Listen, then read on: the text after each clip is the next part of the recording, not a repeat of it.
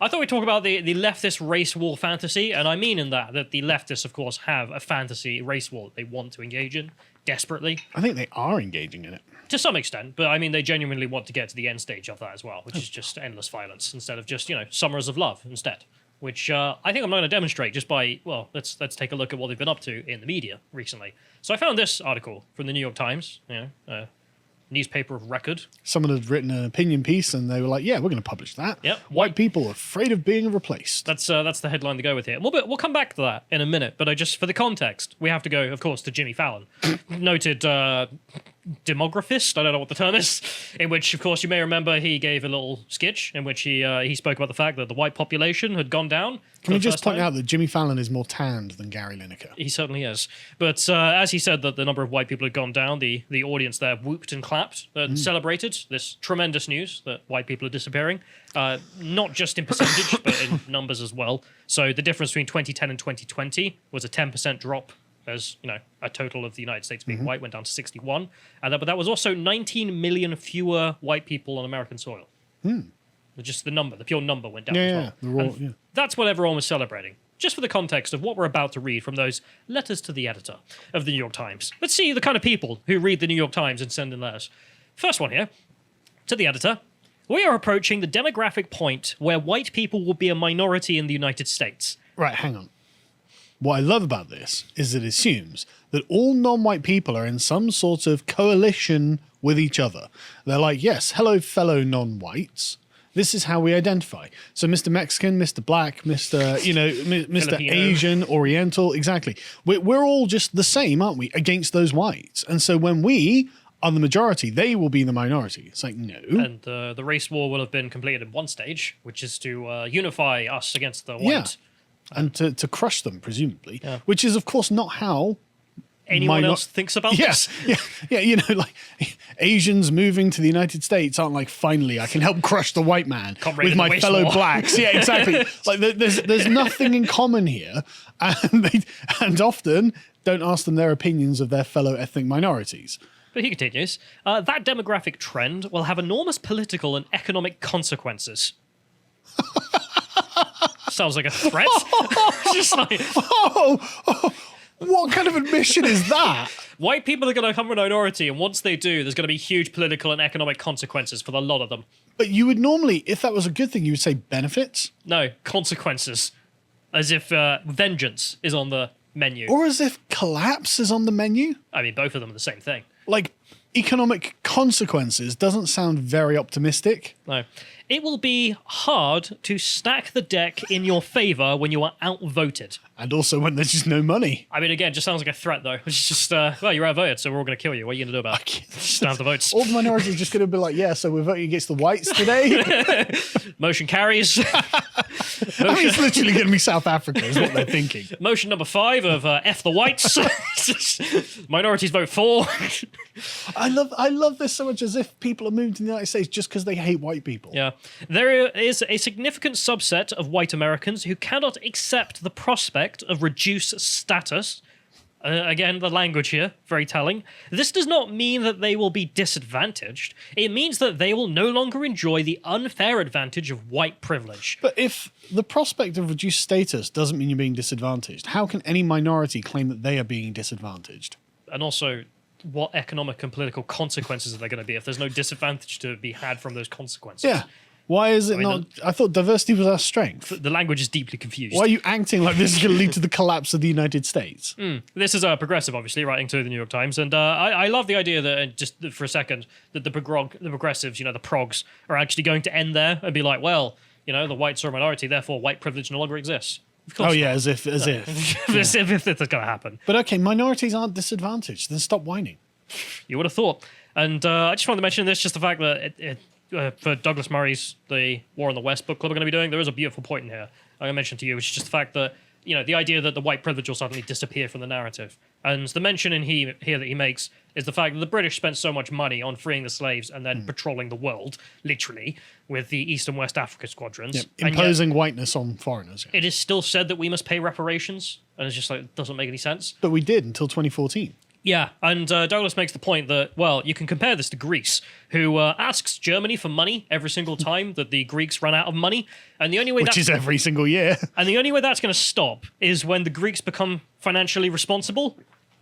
Which isn't going to happen. Any day now, you know. So it's just, absolute nonsense. So the idea that just because whites are a minority, therefore the white privilege thing will go away. No. What will have to happen is for black Americans to outperform whites in educations, earning, etc., or forever, or white privilege will still be claimed to be real. And even then, that will last all of 5 minutes until they say, yeah, we might be, extremely poor. None of you are achieving in the universities anymore. They aren't already. But then, well, you still have white privilege because the founding fathers were white. So the idea it ends there is just, sorry, it's really annoyed me. He continues, though, this individual. These people are increasingly panicked and relying on antisocial activities such as voter suppression, sedition, and violence. What? Where? Where are the race mobs of white people stalking through the streets being violent to minorities? Where are the signs being put up by business owners saying, please spare me, this is a white-owned business? Yeah. No. Oh, yeah. They're not putting White Lives Matter, please, I'm a single mother, don't destroy my shop. But they are putting Black Lives Matter, please, I'm a single mother, don't destroy my shop. Please, I'm a white woman in a married family with 14 kids who are all white. Yeah, exactly. This is such an inversion of reality. I mean, they're completely living in clown world. It will only get worse for the foreseeable future. The thing that isn't happening, that's going to intensify. Yeah, because zero, when that intensifies, it's still zero. Make no mistake, they will try to do whatever it takes to stave off their inevitable reduced political status. Man, you really sound like you're enjoying this. I mean, again, the idea that there are no disadvantages coming to whites as they become a minority, but also their political status will be completely wiped out. Good to know, New York Times reader. And let's be honest, these people draw their support exclusively from the Republican Party and its enablers in the media and right-wing organizations. All Fox News of them. Well, the Republican Party's like, maybe we shouldn't have a race war. And Oren Hollander's like, listen, you dirty right-wingers. Dirty white people. Yeah. I mean, he ends it off with, forewarned is forearmed. Oren Hollander. So there we are. There's a lovely little chap who's just telling us to be prepared for the civil war that comes as soon as white people are a minority. He's expecting to go out there and engage in his race war firsthand. That's terrible. And the New York Times were like, well, put that in the paper. Give that a nice friendly title. That's the top thing. That's the top line there for what they had. They have some other ones in here that I thought were worth going through. Another one to the editor. I would encourage Tucker Carlson at Fox News to invite a dozen or so chiefs from what remain of our Native American tribes to discuss what they think about great replacement in America. Well, they're probably like, yeah, it's not good. From Robert there, who claims that the white population is being reduced, and that's a good thing, presumably. I don't know what other point he was making, except that, don't you know that great replacement was terrible for the Native Americans, and therefore it'd be terrible for white... Wait, no. Have you thought for more than 3 seconds there? But yeah, ask the Native Americans how that works. And it's like, yeah, they're going to be like, yeah, not good. Yeah, but the funniest one in here is from Frank, who says, the proof that liberal elites do not want to replace whites with non-whites is that progressives are pro-choice on abortion. The abortion rates for black women are several times higher than for whites. Oh, come on! You can't say that! This is a progressive chap here Listen. who's trying to dab on the right and be like, hey, idiots, we can't be for great replacement because we kill black babies. Yeah, look at the black babies we've got killed in the abortion clinics. If we were for great replacement, we would forbid the blacks from having abortions. Idiots, come Jesus. What a statement. Minorities are far more likely to vote for Democrats. For decades, abortions have been disproportionately depriving the Democratic Party of millions of potential black votes, writes Frank. Openly, he just says it. That's his opinion. Does Frank need to Google who Margaret Sanger was? Maybe. And the purpose of Planned Parenthood? If liberal elites really wanted to advance the Great Replacement theory and replace white voters with black ones, they would never have been pro-choice. Conservatives. Man, I'm just that big brain meme where he's just sat on his elephant brain, stomping around. Yeah, see? Like, come on. Yeah. I love the quality of person who writes to the New York Times. Yeah, you got Frank here who's like, well, really, us liberals are doing the most to stop the Great Replacement by killing all those blacks, don't you know? How many blacks are you killing, Republicans? 0. You're pro-life. Okay, yeah. So there's some notes from people people who wrote to the New York Times. And That's so awful. any other newspaper, I mean, if we got letters like that, I mean, we certainly would be, we'd be like, in the bin. What message are we putting out that attracts people who think like this? That's what I'd be asking. But not only that, the person in the newsroom, because remember the work that, you got to organise this and all that. Someone's done that, read through presumably about 20 loads on these different articles about race, and has gone, well, these are brilliant. And, and hats off to him because they were funny. Yeah, because I mean, they must have had loads of letters, so it's like, well, we're going to have to choose the 5 or 6 best ones. Yeah, have to. And if we move forward, these writers to the editor of the New York Times, not the only ones. Sorry, before we go, like, if you're a black person watching this, like, go back a second, just the previous one, John. Right?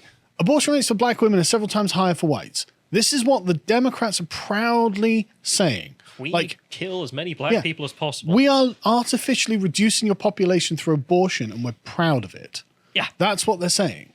But Sorry, carry on. They're not the only people to warn of civil war in relation to this. If you go to the next one, Al Jazeera, Qatari propaganda outlet, are also warning of civil war here. There's a black chap here who's a lecturer of history at an American university. Got the Tim Pool position. Yeah, I think that's probably fair. He goes on to say that white supremacist terror attacks in the country are going on, and this is essentially a prelude to the war that's coming. And he says, as a nation, the United States has endured more than 50 years of white males who have refused to accept the victories of the civil rights movement, second-wave feminism, and of queer movements. Just weird way of framing the last 50 years of history. They defy the demographic trends that would have them as a minority in the United States. Some may find such thinking alarmist, but the United States is much closer to the conditions that led to the civil wars of 1861 than most Americans would dare admit. I really don't think that's true. I feel like the conditions of 1861 might have been a bit more extreme. Might have been slightly worse. Yeah, you would have thought. But it's weird how he writes that. But you can imagine him writing it with such a big grin on his face. Just the idea, finally we can have the race war. But I honestly believe that's how these people think. I mean, just to be clear, the Civil War in America wasn't a race war, right? It wasn't blacks against whites. White on white crime. It was, Yes, it wasn't blacks against whites. And so I don't know why he thinks that this can be framed as a repeat of that. Well, he believes that because whites have become a minority and therefore there are white supremacist terrorist attacks, what will happen is the whites and the non-whites will go into a civil war to decide the future of the country as to whether or not it will be a white country or not, presumably. Right. And that's about to happen. Yeah. He says all this, and I just think of him with a big old smile on his face because seriously, that's how I think they think about this matter. And he's not the only one. There are a lot of articles from other minorities who have done incredibly well in this white supremacist America. Wajahat Ali, is it time for me to leave America? Right, I'm not going to go any further. Yes, is the answer. Wajahat, because you're writing for the Daily Beast. Yeah, I had some leftist minority who fewer Democrat voters, the better. Just for the sake of the black population, honestly, Wajahat. But I can never get over how you have people like Mr. Ali here who are like, the United States is basically apartheid South Africa. Anyway, now to continue my job in a high place in the media, it's like, well, I mean, he's Middle Eastern. So maybe, but he doesn't. So they've got a great track record when it comes to the blacks. He gives an argument. It's tough to love a country that doesn't love you back, and even tougher to fight for it as it is trying to kill you, because he thinks that, I don't know, there's just gangs of clan members gunning down minorities. Yeah. Presumably every single day. There's just it's 10,000 a day, perhaps. He then goes on to say that his father is making plans for them and the family to leave. Where do you think he's going? Going back to Pakistan? Mexico, maybe? Canada. Yeah, Canada. He's narrowing it to Canada and New Zealand. The two whitest countries on earth. Every time. It's weird. Like clockwork. Yeah. He then sums up that because he's a patriot, quote, in my heart, I know I'm never leaving. It's like, right, okay.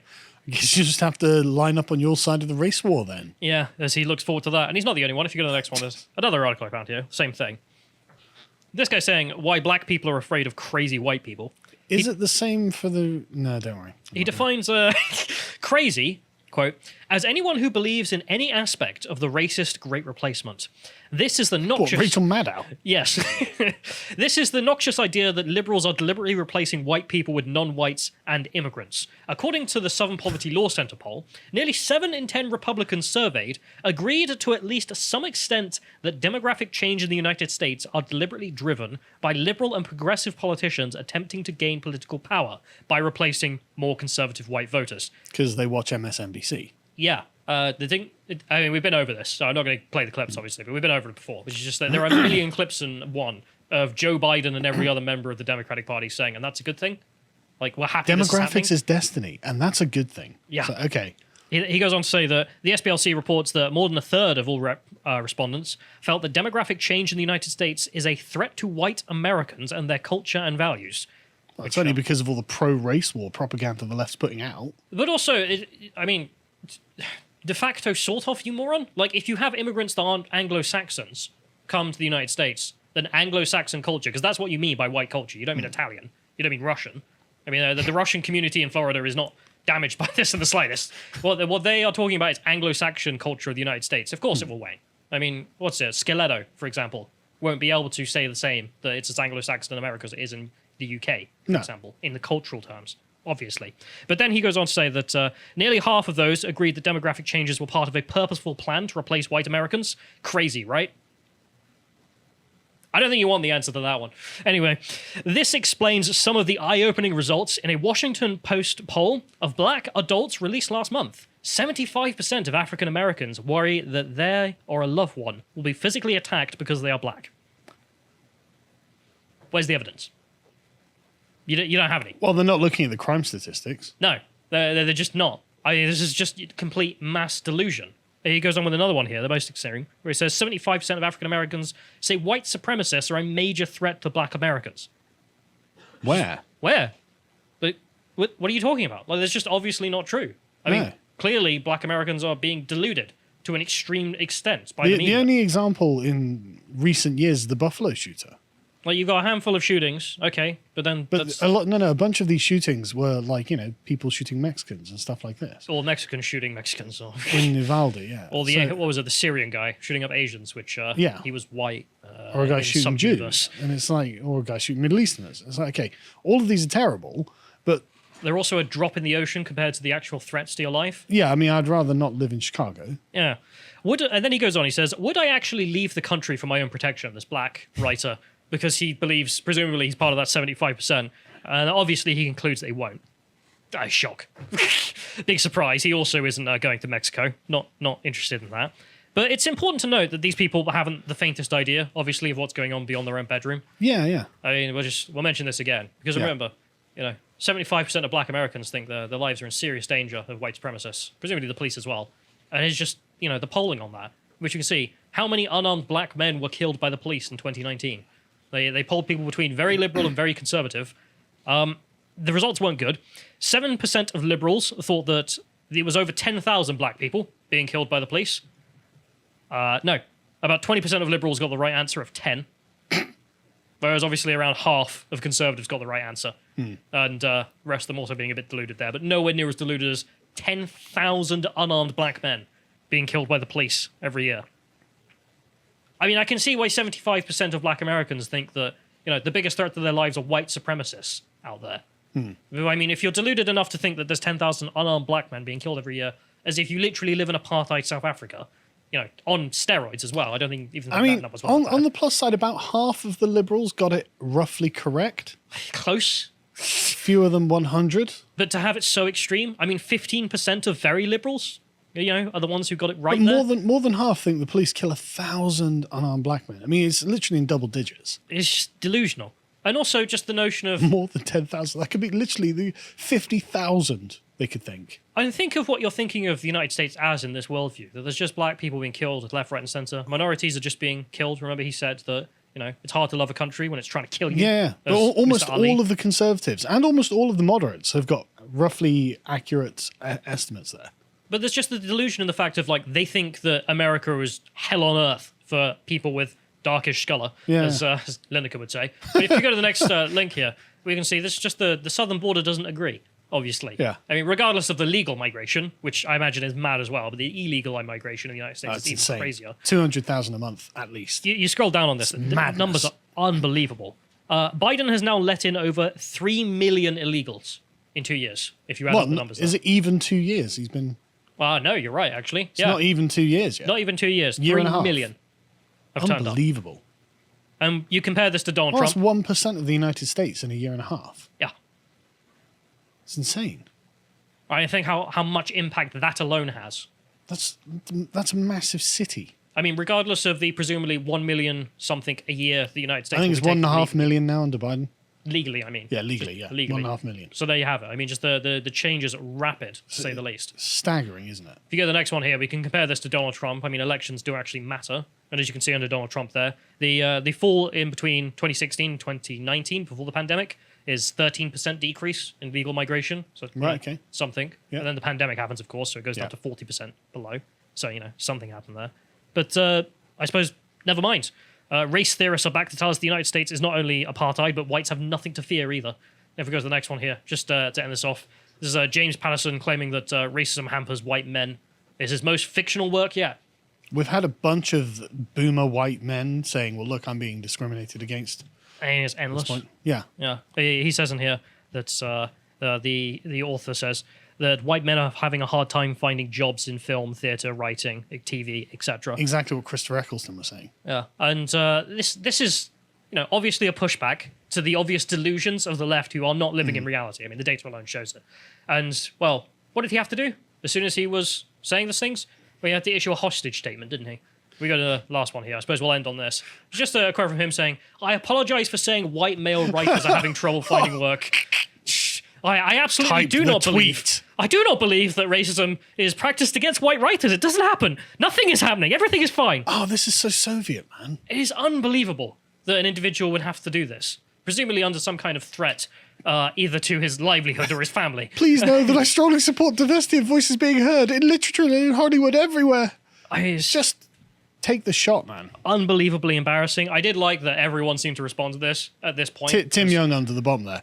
I apologise for telling the truth because the mob got angry at me when I did. Yes, precisely, Tim. That's exactly what that is. It's just obvious that this moment for, say, 2020 was a crazy year. Good lads in the replies there. Let's see it. But looking back at 2020, it's obviously a cultural revolution that happened. And then Exactly. you get Exactly. this, and I love, as you're saying, the responses here being overwhelmingly. This is just We can see. everyone knows this is BS. Everyone knows this is a hostage situation at this point, and you don't have to play into it. They're not actually going to pull the trigger. They don't have anything to do it with. But otherwise, I suppose I'll end that on there because we're out of time. But just that's the leftist race war that they're all fantasizing about that they really wished to come true. If you appreciated that segment from the podcast, The Lotus Eaters, you can go to lotuseaters.com to get access to all the premium content we have on the site, such as the Contemplation series, this one on What Makes Good Art Part 3. If you want to follow what else Josh is putting out, you can follow him on Getter at @Josh_firm on Getter. Thank you and goodbye.